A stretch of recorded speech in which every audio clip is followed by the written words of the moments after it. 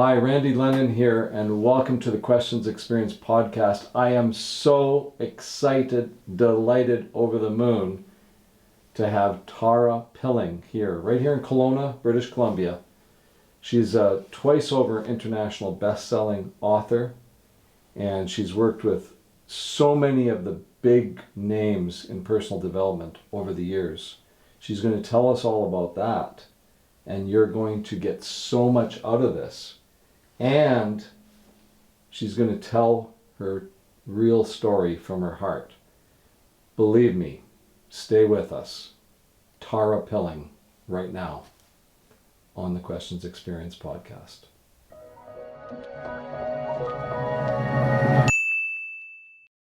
So grateful to have Tara Pilling on the Questions Experience podcast. She has worked with all of the major influencers and spiritual leaders, all the big boys in that industry. And Tara, how did that all happen? Like, just tell us your story.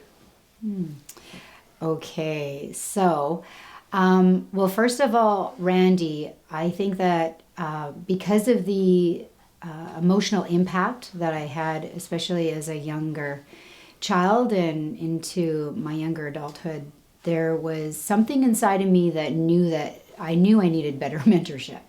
I mean, our first mentors are always our parents. And although my parents did the best with what they had, I knew that I needed to get some better mentorship. And so I was always drawn to, at first it was more of survival. And I'm so grateful that I did reach out to mentors and started working with incredible materials and started reading incredible books, because truly that saved my life. And what age did you start that process of seeking guidance? Well, I would say that I naturally came into that probably around 16 or 17 years of age, when I first started to seek out, incredible mentors and material.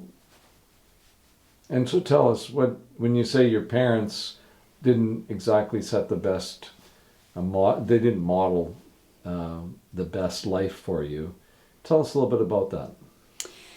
Yeah, well, I think we all have a story. So, part of my story, which I think is many people's story, is, I grew up in a household where there was a lot of really dysfunctional patterns. I mean, there was some, I grew up with, both my parents struggled with addiction. My mom got pregnant with me when she was quite young, and married an alcoholic. And then, of course, she came from an alcoholic home life. And there just was a lot of really dysfunctional patterns. I was abused. I started being abused when I was 4 by the neighbor, and I'm the oldest of 4. So that's how my life started. It was with a lot of dysfunction and abusive patterns. My mom left my dad when I was 5 years of age, and she, of course, did what many women do in those situations, is she just attracted somebody else who struggled with abuse, or who struggled with alcoholism, but there was physical, emotional abuse, there was sexual abuse.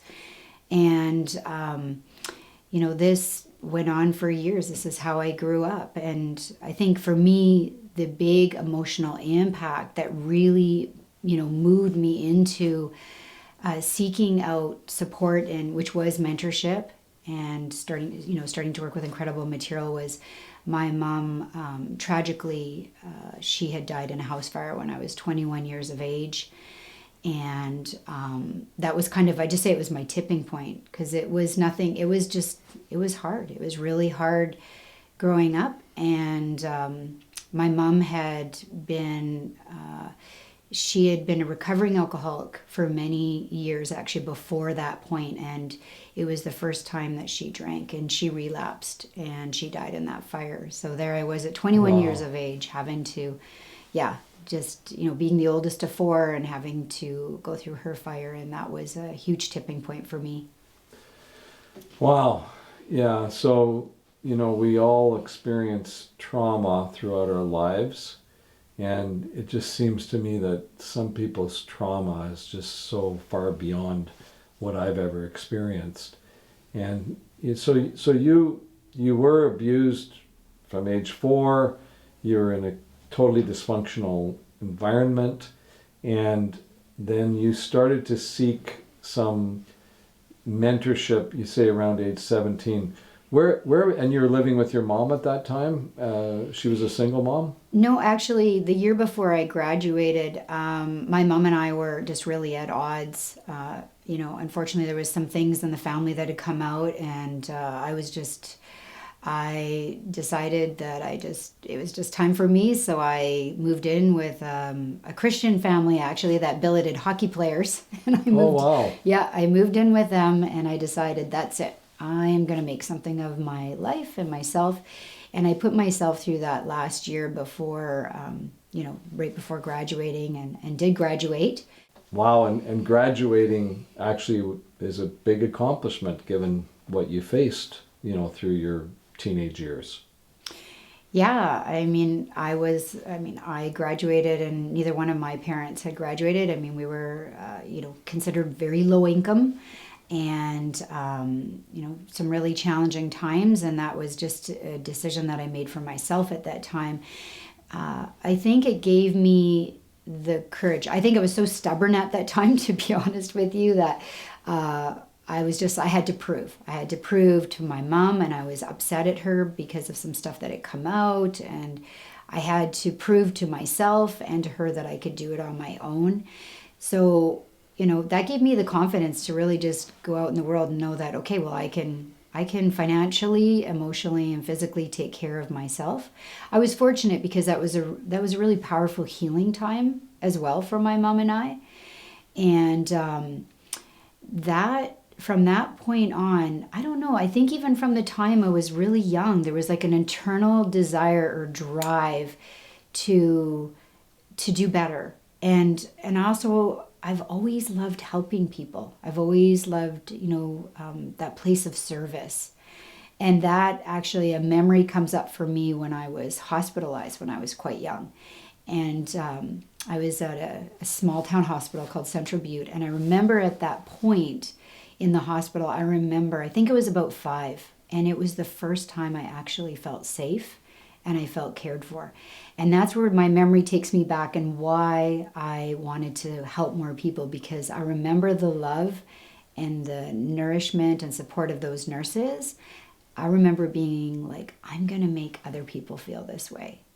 And so, I think when I moved out from, things were really dysfunctional with mom, with, again, just boyfriends and just, again, very unhealthy patterns. I think that when I knew I could do it, I was like, that's it. And there was momentum from there. And from that point, I actually moved out with my best friend's family out to Kelowna, BC.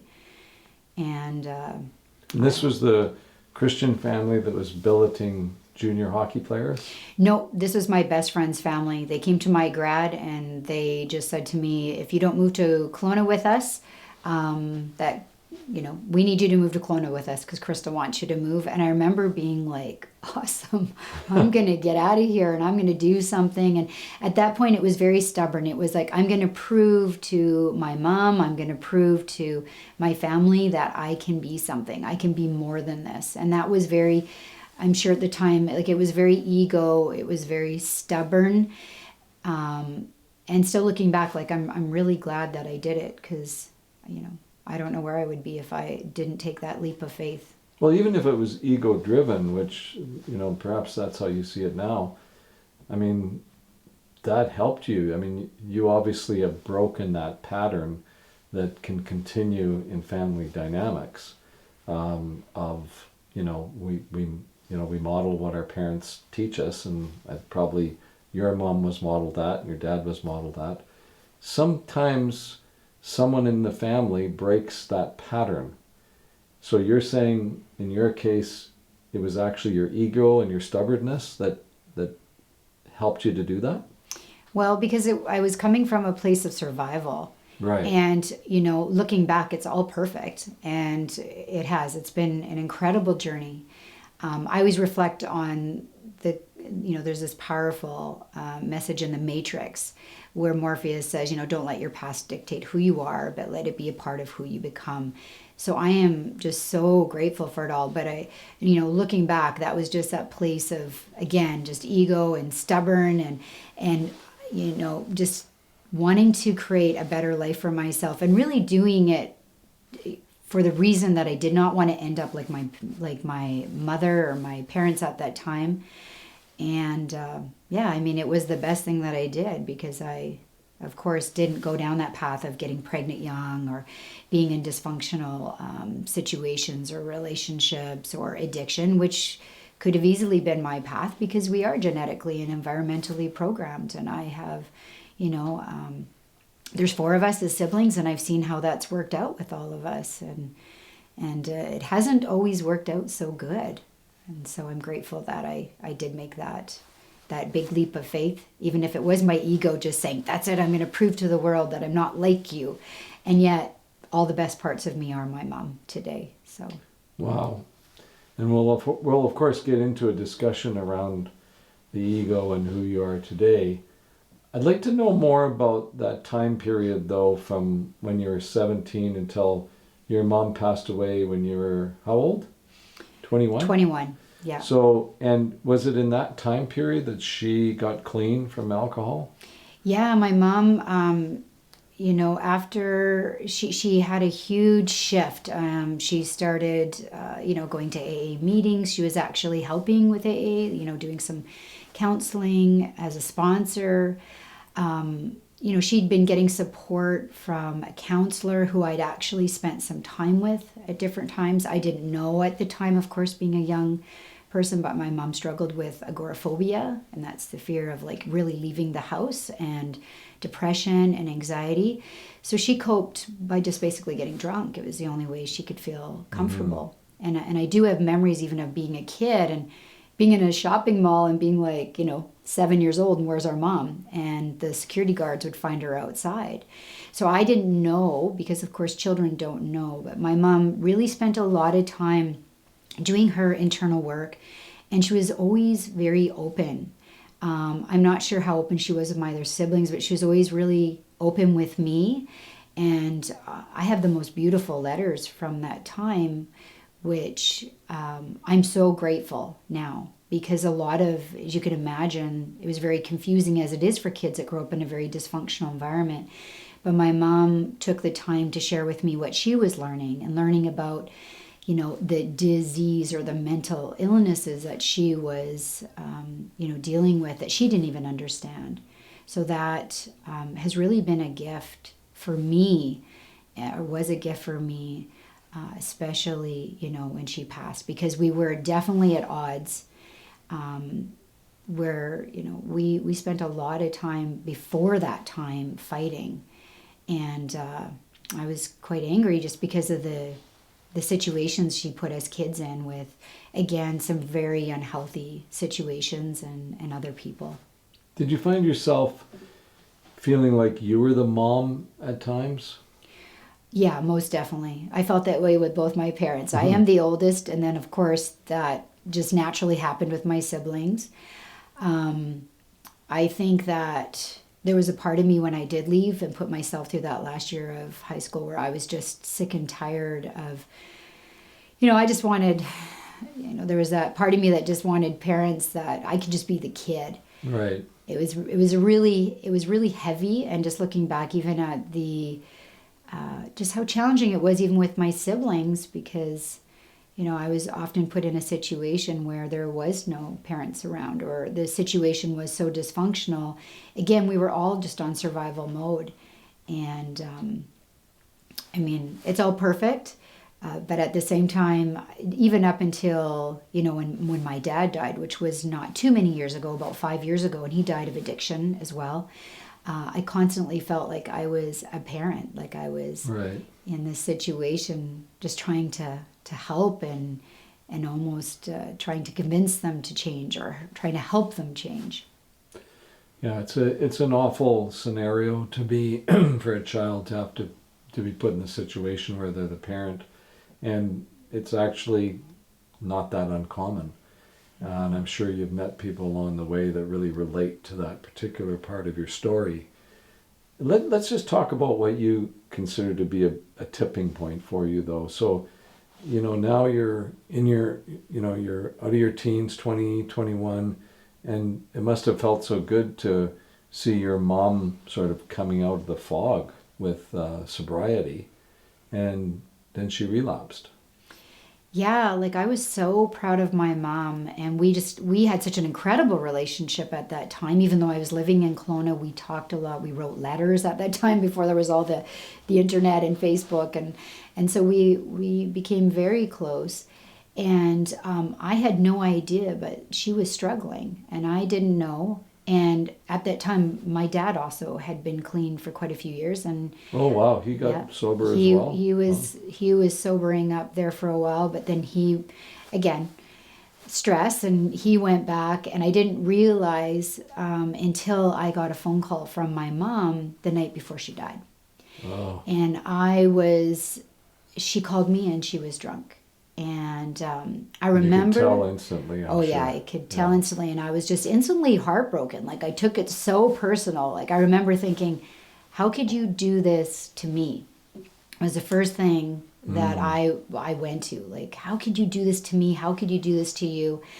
And I mean, talking to someone who is drunk is just, it's a losing battle. And I remember my boyfriend and I at the time were on our way to go up to Big White for New Year's Eve. And I remember, Well, this was on New Year's Eve. yeah, and I remember. And by the way, for our listeners Well, it was around New the Year's. world, It was Big White New. is a Yeah. it's a big ski area. Wonderful. That's a dream thing to go up to Big White for New Year's Eve. Yeah, and actually it was New Year's Day. It was the 30th though. It would have been, I think, the 30th or the day before. I'm trying to remember Okay. now, but it was right because Yeah. we were going up for New Year's Eve. And I remember just saying to my mom what she had us say to our dad for years, because she left our dad when we were five, when I was 5, and I remember saying to Mom, you're drunk. Call me tomorrow when you're sober, or we'll talk when you're sober. And those were your last words? Those were my last words to her. Oh my So goodness. that was, yeah, you can imagine, because of course we go up to Big White, and for some reason I remember I just wasn't feeling good. My boyfriend and I got in a fight. We decided let's come down early, and we come down and we walk in the door, and we had been fighting, and the phone is ringing. I remember looking at because at that time you look at your answering machine, I have all these messages. It says, like, I forget the number, but you just see the number. I answer the phone, and it's my dad, and he says, your mom has died in a fire. Oh my goodness. And I actually didn't believe him. I just said, you're lying, like as if this is true. I said, this is not true. And I think I hung up on him, and then there was a knock at the door, and my boyfriend at the time had answered the door, and he said, there's police here.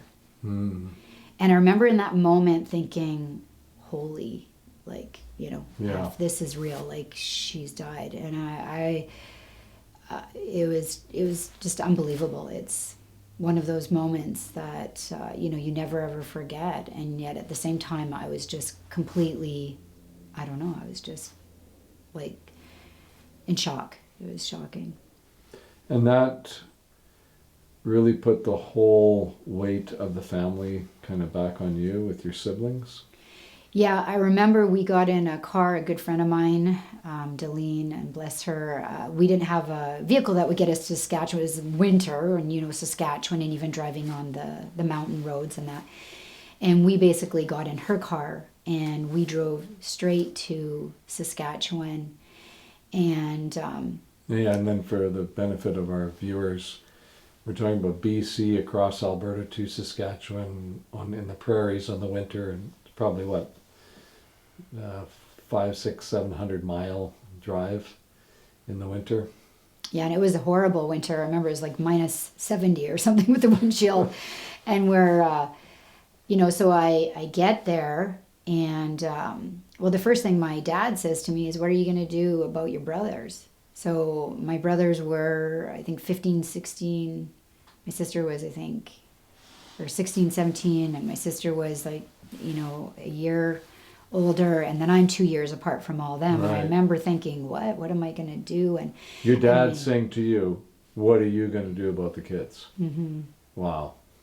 Well, and I mean, my dad was always doing the best he could with what he had, but he was Yeah. more of like, again, someone that I was either just trying to parent, and he was more just like a friend, and it was pretty surreal, as you can imagine, at that time. But I remember him saying that to me, and I remember the first thing that we did was we went to her fire. And I don't know why we did that. I think because there was investigators and they weren't sure what happened with her fire. And so that was the first thing we did as we came into Mushta, was my dad took me over to the fire with the police and to go through her fire. I think being that I was the oldest, so I became appointed executor of everything that was kind of happening at that time. 21. Pretty early in life to deal with that. So, what happened? Yeah, I think I just went on autopilot. I just did what I had to do. I'll never forget going through her fire. It was like... So it was like a house fire? Yeah, it was a house fire. And what was the cause? It took them quite a bit of time to figure it out, but it was, they figured in the end, like a cigarette that had smothered. There was a few other people with her that night, and no one had spoke up at first, so that's what took so long, but that's what they thought it was, a cigarette that had smothered. She'd gone to bed hours before while the other people were there as well. Partying, basically. Yeah, they were partying, there was drinking, and so she'd been clean for a long time, so they figure through the autopsy that she just didn't have the ability to get up and basically save herself. And when she realized that there was a fire, because there was a moment, obviously, because when I went through her fire in her bedroom, her handprints were all over the wall, and they were on the window. There was a window beside the bed, I remember. And then there was a silhouette on the floor and on her bed.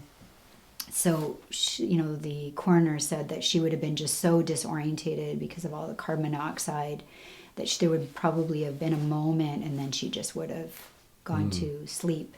Wow.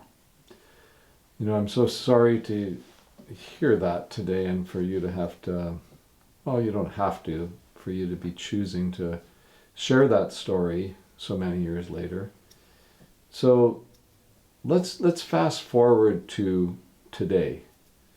Tell us about Tara Pilling today. And then let's look back and see what happened from that pivotal moment. Like, who are you? What do you do today? So, well, I've got an incredible husband. Basically married my best friend's cousin that I moved out here with. And we've been friends since I was 16. Wow. We have 2 incredible children.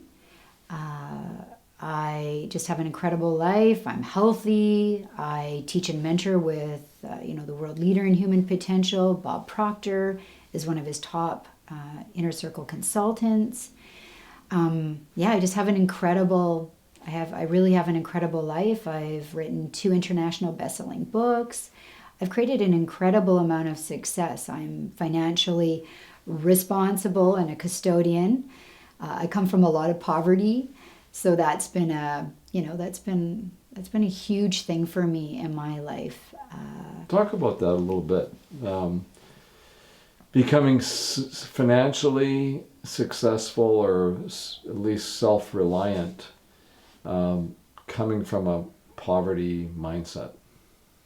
Yeah, that is huge because, and that's what I teach and mentor. I mean, we're all genetically and environmentally programmed. So, when you look at, I grew up on welfare. I mean, and there was times where we practically were homeless. My mom, taking us to the food bank. So, recipients that are on welfare are usually 3rd and 4th generation. I mean, we are genetically and environmentally programmed. And so for me, that was huge because I grew up in that kind of poverty lack mindset. And, spending many years with some incredible teachers and healers on this planet and influencers, I knew that if I want to help more people, well, first of all, I've got to help myself. I've got to do my internal work. And, I've got to have an incredible relationship with money. I mean, money's just energy, and it's an energy that we can use for good. And for me, it was measurable as well. To be financially free and financially successful, because the more I am financially free and successful, the more I am abundant and living in an abundant and rich mindset, which is all of our birthrights, then the more people I can potentially help on this planet. And so that's huge for me, because we can't help people from a poverty lack mindset. And I think even with all the training and the deep internal work I have done for years and years and years, it wasn't until I started teaching and mentoring with Bob, 4 years ago, that started to shift in a really massive way. Even before that time, like my husband would say, well, you cost more than you make, or you give more than you're receiving. Or so financially, you give more. Totally. I see. And you and your husband, because we chatted before, you also have a successful business aside from what you're doing with your own work. So are you saying that you spent, before you met Bob Proctor, and many of our viewers will know who Bob Proctor is, you describe him as sort of the father of all this. Maybe just touch on Bob for a little bit and tell us about who he is and what it's like working with him. Well, Bob's a really incredible guy, and I'm personally coached by Bob. Bob's 80, I think he's turning 87, or he's just 87 right now. And the material that we teach and mentor, he's been studying for over 60 years every day. So even when you look at incredible influencers and teachers on this planet, there's not even, many of them haven't even been alive for that long. Yeah. And so Bob's been at this for a really long time. And the material that, Bob introduced to me, there's a lineage that goes all the way back to Andrew Carnegie. Mm-hmm. And, Andrew Carnegie took one student and mentored Napoleon Hill. A lot of people call Think and Grow Rich their second Bible. We've got Steve Jobs and Oprah Winfrey, and, we've got all these incredible other influencers, Tony Robbins, that, have used Think and Grow Rich as foundational in how they teach.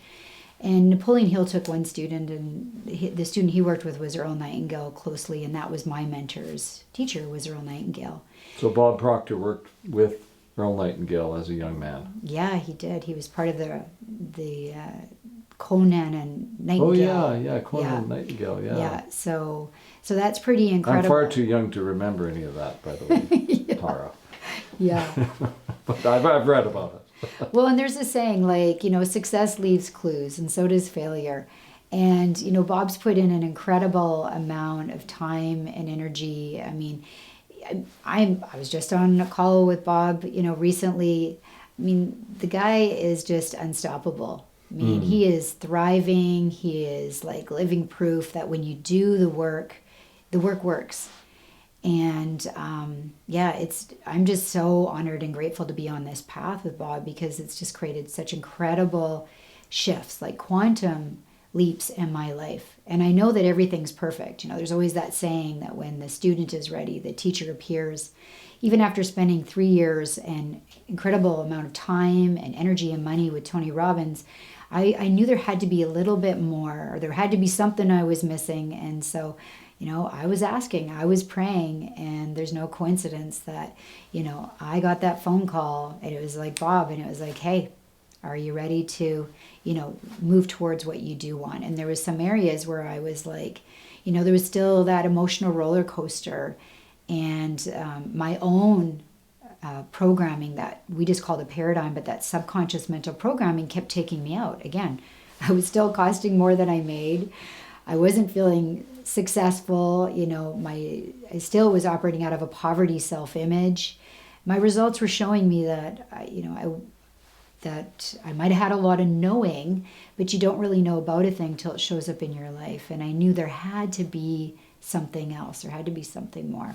Well, tell us about that, because so 4 years ago, Bob Proctor phoned you up after you'd been praying, asking, whatever, for something more. And you had spent a lot of years really well, you mentioned Tony Robbins. There were others that you went and worked with basically on a full-time basis. Tell us about all that. Yeah, well, I am so grateful because again, I do believe that, every teacher, all the material I have worked with, it was just divine timing, because I was in survival mode for a long time. And understandably. Yeah, right? and there was just something inside of me that knew that I needed the support. Like I knew I couldn't do it myself. And there's a saying we always say, you have to do it yourself and you can't do it alone. So I knew that I needed to, seek out and find those teachers. And so I spent 25 years in energy and vibrational medicine. I've worked with some of the best healers, just such incredible people. I have a ton of training. Like, as you can tell imagine. us some examples of who you've worked with. Yeah, so I've worked with some incredible healers around the Okanagan here, Evelyn Mulders. I've worked with incredible healers and doctors around the planet, like incredible. I've worked with and done some training with Dr. Veltime. I'm a body talk. I've been doing body talk for 18 years.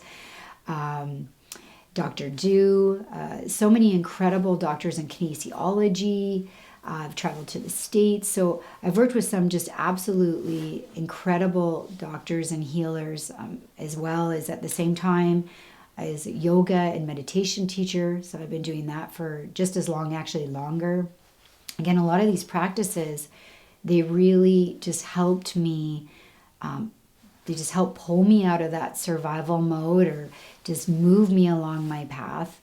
And of course, I started to get better results, because one part I'm missing here is after my mom had died, what moved me into energy and vibrational medicine was I had been working at the hospital in physical and occupational therapy, and you can imagine that impact. So I take custody of my brothers. I have a sister too. She kind of, like as we all did, we had a major emotional response. She kind of went AWOL for a while.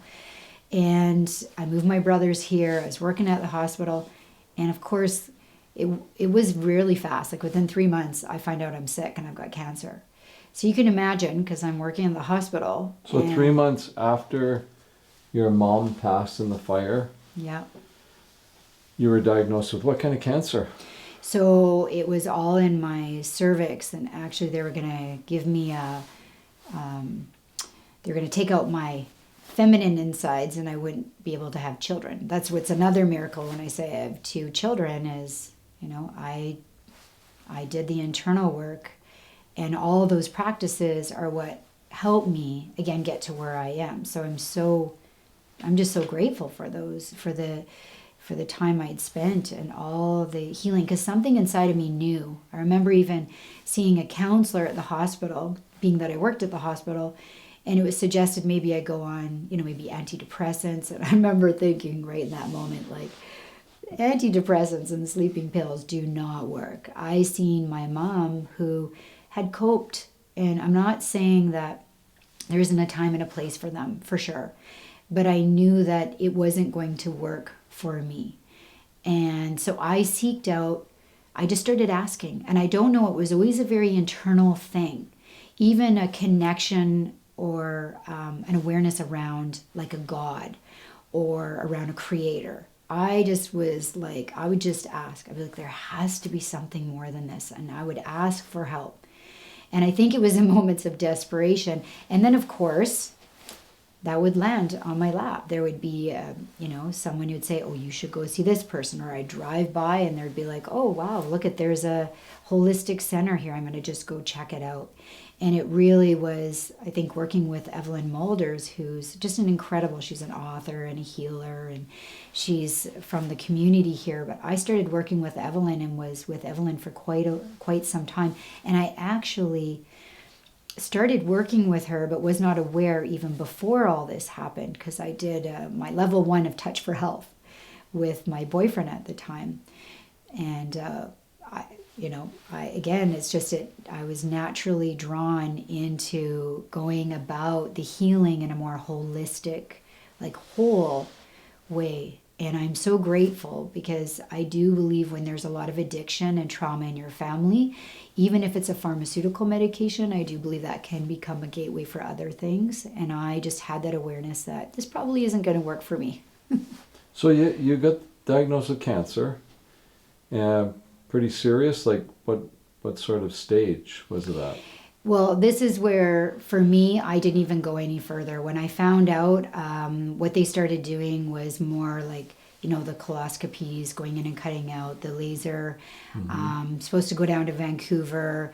And I knew at that time, I don't know if it was just awareness with my mindset or what, I just didn't want to give it any energy. So what I did right away was I actually stopped anything to do with medical, and it was just where I'm at. I'm not suggesting that you do that, but for me, I was like, I knew in that one session that I had, because I had a session with Evelyn, and I'll never forget, it was like a moment of awakening. And I remember in that session going, I am killing myself. I knew that. I knew that the guilt of that phone conversation with my mom and me telling her, you're drunk, I'll talk to you tomorrow, almost like scolding her, and how just disappointed I was. It was like I felt so responsible for her death. And leading up to those 3 months where I found out, that I was sick, with that my body was sick, I lost 30 pounds. To lose 30 pounds, and I'm not a big person, was a big deal. I actually was at the gym. I passed out, so I was over exercising. I wasn't eating properly. So the cancer was there already. Yeah, it was there already. And, I believe that it was just a tipping point. Disease is just lack of ease. I'm sure that aspects of that had been with me since childhood, and it was just that one point I was think, cancer is always related to deep grief and guilt. Interesting, because your female organs are going to be, that whole womb area is going to be related to mother energy. Now I'm trained in all this now, and in consciousness and vibrational medicine, but at the time I didn't know, but that made sense in that session. It's like, yeah, I feel entirely responsible, because I'd taken that role with my parents and my siblings from the time I was 5. Wow. So I was just like, yeah, this must all be my fault. There was again, it's part of that subconscious programming. It was like, this is my fault, and if I'm responsible, what is this reinforcing? How bad I am, how unlovable I am, just what a monster I am. It wasn't true, but at that time, I had that awareness, and I knew. I was like, I'm going to do everything I can to dive in and do this internal work. I knew that chemotherapy, taking out my insides, I knew that wasn't going to fix the problem. It was, I had to do the work. Wow, and I know, of course, when you tell that story, you healed yourself of that cancer is the bottom line.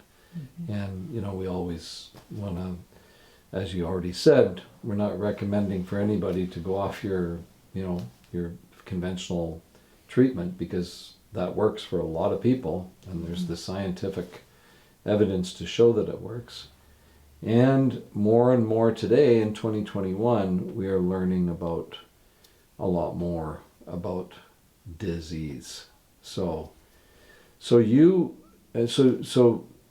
take us from, so you literally didn't take any treatment? No, I did go in, and they did cut out little parts of me, and that was the whole path that we were moving down. At that time, we actually didn't even have a cancer center here, so you had to drive down to Vancouver. I was taking those next stages at that time, but there was something inside of me. I'll never forget, actually, I started playing rugby, believe it or not. While you had cancer? I didn't know I was sick, but I was playing rugby. Sounds like a good plan. Well, I'd been playing basketball, college basketball, and there was an altercation. You can imagine the anger and the guilt inside of me.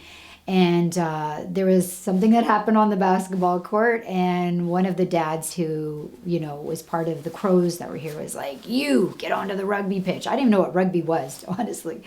And I was driving to James Bay to go and play rugby, and with, of course, all these girls. But I was just driving my own Jeep, and I was heading down there, and I remember just again, and I think it came from that session, that awareness, and I pulled over, and it was the first time since my mom died that I completely melted down. Right. I just started bawling, and I was like, I knew, I was like, I'm just doing this to myself. I'm killing myself. I'm making myself sick. But I knew it wasn't just from her fire. It was like all the years of carrying all this crap and feeling like it must be my fault. Everything's my fault. And I think that was that part of me that was pushing away, my family, even when I left, and put myself through school that last year, because it was so heavy. And it was like all of that it was like it landed on my lap. And it was that awareness that I've been working on this. I've been working on this for a long time, and it's not working. And if I don't do something, we had a lot of cancer in our family and lost a lot of loved ones. Actually, many of the people I do love have died due to addiction and cancer. Mm-hmm. And so I knew what that looked like. Like, it was a no-brainer. It's like, yeah, this looks like death. That's it. It's the end of the road. And even at the time, my mom's brother, he had died 50 pounds of addiction, and I think he was filled with cancer as well. So it was, it wasn't new news to me. Like, I knew what this looked like, and I knew there was something inside of me that knew that there was so much more that I had ahead of me, and I had to do my work, and that nobody else could do it for me. And I had to also stop beating up on myself, and I had to get the support, because I didn't know how to do it myself. I didn't have the tools. I didn't have the mentorship. I didn't know what to do. So I really got into the material that I teach now with Bob. I got into it. Again, it was in that survival mode. It's like, I got to heal my body. I got to look at, there's got to be healthier, more natural ways than just taking a pharmaceutical pill or coping. And I was doing that too. I was, drinking and partying. As a lot of young people do. But for me, there was patterns of like, yeah, this probably isn't great. Where you wake up and it was like, what happened last night? I wouldn't even remember. I wasn't on a good path at that point. So take us forward then. So you were married and you had your children, and you were studying all these different healing modalities, I guess we could call them.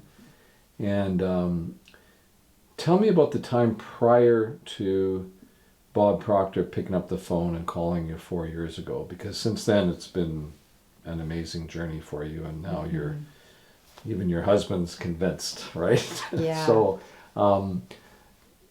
tell us about for example, the time you spent with Tony Robbins and I think some other people that were on The Secret and whatnot. And just tell us, because it seemed like you were doing a lot of work, and yet when Bob Proctor called you, you sort of still weren't there.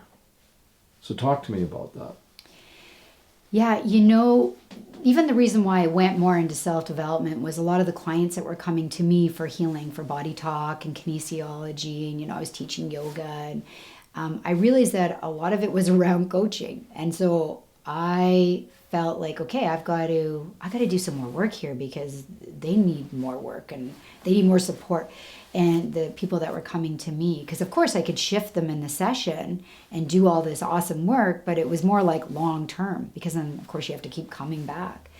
And you weren't really reprogramming their subconscious. No, I was just doing healing, right? You're just, emotional stress release, or going into body talk, and extremely powerful modalities. I still actually do, I still do the modalities, but I still receive those modalities. They're amazing. But I knew that I had to get more support in helping my clients. There was something, and also myself. So that led me into spending a year with Rob and Sharma. I did the Titan program. It was amazing. And once you get a taste of self-development, and I'd always been, because I'd been reading self-development books, you know, I'd done some courses with like Joe Dispenza, you know, Marianne Williamson. I'd already been, you know, doing a little bit, but not like in a mentoring capacity like I went into. Not like being in the hospital when you were 5, where they just put their arms around you and looked after you. Totally. And that was a big commitment, because to spend that time, that money, and that energy on yourself, you have to have a certain level of self-image even to see that you're worth it. And from there, I think I just felt confident enough. And I was like, I'm going to go study with Tony Robbins. I mean, I remembered The Giant from Within. Right. I forget. Awaken the Giant Within from when I was 19, just kind of like seeing the book. And there was something inside of me that's like, whatever this guy has, I need. Like, I need to go study with him. So I went down to it wasn't Date with Destiny, but to Unleash the Power Within. And I decided, that's it. I'm going to be VIP. I'm going to be paying to be right up front with Tony. And that's what I did. And from that point on, it was pretty incredible, because of course there's no such thing as coincidences. I ended up meeting with Tony's platinum members, and I ended up helping everybody that was because with Tony's work, you're all working together. And then I had one of the platinum members that's like, you need to do this material. Like, you have shifted all my employees. And so I never even thought of that. I never thought of studying with Tony. And from that point on, I did. I spent 3 years. I did Mastery University. I did, leadership training. And part of that was like being introduced to Navy SEAL training. And I just dove into this work with Tony, which was absolutely amazing. I mean, so you walked on the coals and all the stuff. Everything. Jumped off, 70-foot poles, and did all the karate chopping and the training. It was amazing. And at the same time, while I was doing this for years even before this, I was also a Vipassana practitioner in a student-mentor relationship with Michael Stone, who is an incredible, or who was, because unfortunately he passed away.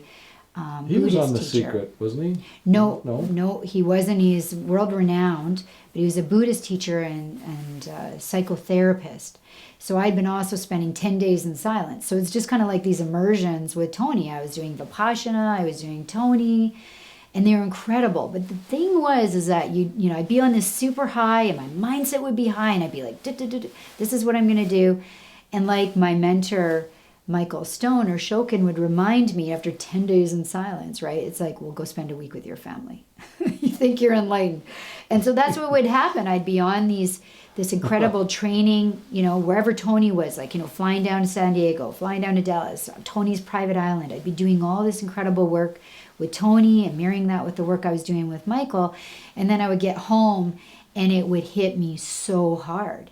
And it might be okay at first, or it was maybe like a big smack in the face, but it wasn't consistent. It felt like an emotional roller coaster at times. And so you'd show up and then start fighting with your husband like you always did. Exactly. And it was to the point where when I graduated with Tony on his private island in Fiji, I remember at that point I was in the process of thinking I'm going to, and not that I'm attached to that by any means to relationship, because sometimes we do outgrow people and sometimes just things happen, but I was like, that's it. Like, I just can't be married, and I had 2 young kids at the time. Oh, no.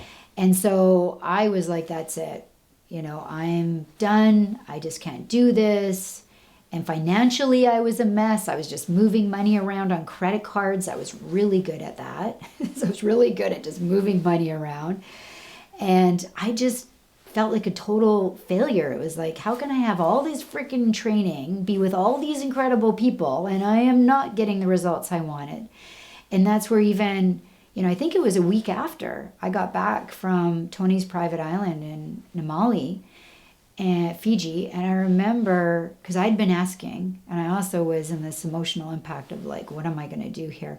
And I knew there was no coincidence. Well, first of all, one of my clients, who is a good friend of mine, Serena Jandel, who's also an actress, she started talking about Bob Proctor on the plane ride home. And she was like, you're more like Bob. Like, have you heard of Bob? And I had heard of Bob from The Secret, years before that. But I never even watched a video with Bob. Bob's everywhere. You can find him on YouTube videos and everything.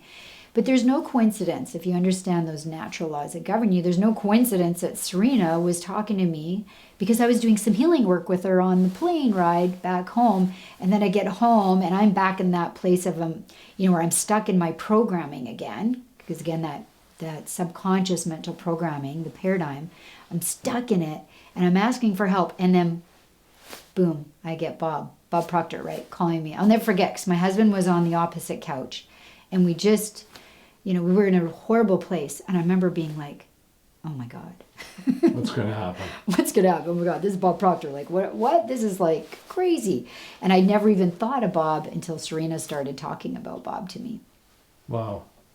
So that was 4 years ago. And since then, you've been working very closely with Bob Proctor. Mm-hmm. So, and we're running just about out of time. So what an amazing story you've told. And so where are we today and what are you doing? And if someone's watching this and they're relating to, well, any part of what you're talking about, I think it's a comfort for a lot of people to know that you did all this personal development work and you were still like, you could easily jump back into your old pattern just like that. Mm-hmm. So tell us what you're doing today with your clients and the people you're working with and how that's working out. Yeah, well, first of all, first, the results in my own life have been absolutely just mind-blowing. I could have never imagined at one point in my life even just being alive and let alone thriving and being able to really impact and help people in their lives. That I'm just so grateful. And that's been absolutely incredible. For me, it was measurable when I made that decision because that was a time, energy, again, a financial decision to go into a personal mentorship with Bob, as you can imagine. And my paradigms were trying to take me out because I just spent 3 years with Tony. Yeah, what do I need Bob Proctor? Right. I was like, what? I actually thought, am I the most screwed up person in the world that I need to go get more training? But I knew I'd been asking and I knew that my results were not what I wanted. Like I knew that. And I knew that I was the problem. There was something inside of me that was like, okay, there's some good work here to do. And I'm so grateful. Coming into the material with Bob, that first year, I'll just tell you right now, it was hard because my ego was still getting in the way because I had so much knowing. And so I had to spend that first year undoing a lot of the knowing and really becoming coachable with Bob. And he just said, be coachable. It's not working your way. It's not working your way. So I want you to, really listen. What happened? When you got that call from Bob, you told him that you were thinking of ending your marriage. Is that correct? Yeah, I was, and I was in a real emotional impact because, of course, I didn't want to leave my 2 kids. I mean, I grew up the same way, where my mom took us away. You thought you broke the pattern, and here you were. Yeah, and here I felt like I'm, God, I'm just a failure. And I'm Bob, at that time, because of course he was like, well, what do you want? If you don't want this, what do you want? And I knew that I didn't want to end things this way. And another mentor of mine, who I'd been also working with for a while, said, well, you don't leave a relationship unless you leave out of love. Otherwise we just attract the same thing. So I was fortunate to have enough knowledge and understanding, even when Bob said, what do you want? If you don't want this, what do you want? He encouraged me, not to make any decisions at that time, and that the real problem and the solution was me. So I made a decision to do everything that Bob was going to coach me in that next year. And it was a lot of work because I had so much knowing. But as Bob reminded me, well, all you are is a know-it-all. If your results aren't what you want, you're a know-it-all. And so you don't know about a thing till it shows up in your life. So I knew that, he was right. There was something inside of me that was like, I know, because I've been studying with all these people and studying incredible material, but I still wasn't getting those results. So measurable to me at that time, even when I work with a client, I say, what do you really want? And sometimes we got to know what we don't want so that we can move towards what we do want. So I knew you know, I knew that there was something inside of me that could just do so much better, and I had big goals and dreams. And that's what I would encourage anybody who's even listening to this. You just got to start with a desire. And if you know what you don't want, then you can flip that over to what you do want. And part of that bigger dream was getting my internal right. And I had to make it measurable. So if I was one of Bob's top on the planet, can you imagine? And that first year was a lot of work. If I'm one of Bob's top, and this is part of Inner Circle with Bob, where I'm, you know, masterminding and working with Bob on a much closer capacity than just being a consultant with our company, then that was success for me. And that actually happened the beginning of this year. January 2021? Yep. You achieved that. I achieved that goal, and I'm actually just going bigger, so you know. But that was really measurable for me, and it was part of knowing that I could really help people, because the only way that I can help anyone is through me. And I think that our programming in society, because many of our problems on this planet are very systematic, is we think it's something outside of us. We think it's the other person. Right. But the real work is inside of me.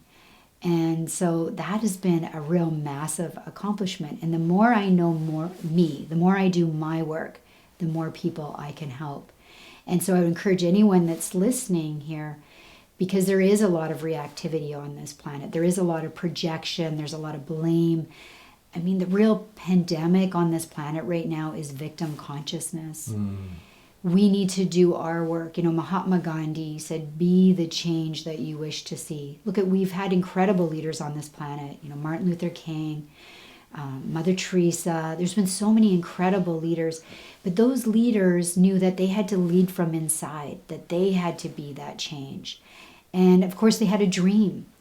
So there's no better time than right now to start doing that internal work. I mean, many of us have no option anyways, because we're isolated. We've been sent to our room. Mm-hmm. It's like we've got to do that internal work. And so that's what I've been doing, and that's what I encourage you to do. And I can tell you right now that if I can do it, anybody can do it. I work with incredible clients all around the planet. And even my husband became a client in this material. That was pure magic, because So you did stay together. That's the end of the story. Yeah, we're still together, and we're still doing our work. And there's times where I definitely get challenged. The only difference now from before is that I have the tools. I have the tools, and I have the mentorship, and I've done the internal work, and I'm continually doing the internal work. And there's so much really good work to do.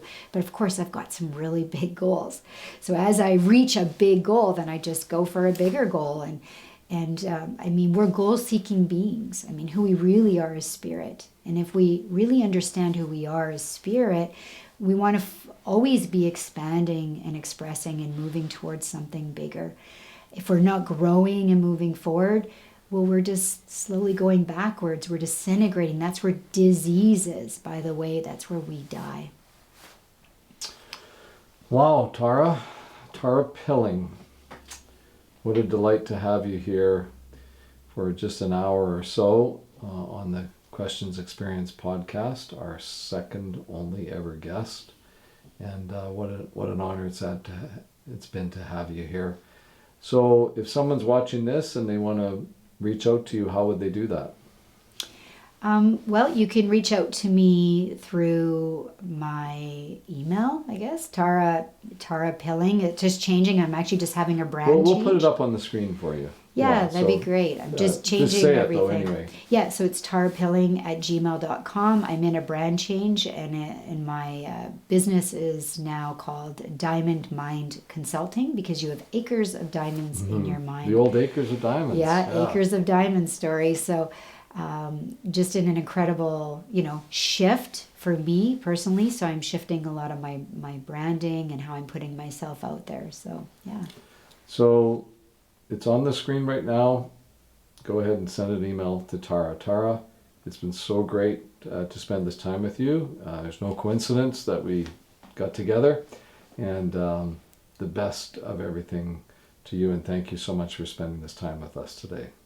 Well, thank you, Randy, for having me. It's just an honor to be here with you, and I'm so grateful to have this time with you too and to get to know you better. So thank you. So thank you so much for joining us, and stay tuned for the next Questions Experience podcast right here, wherever you found us, and keep in touch. Thank you so much.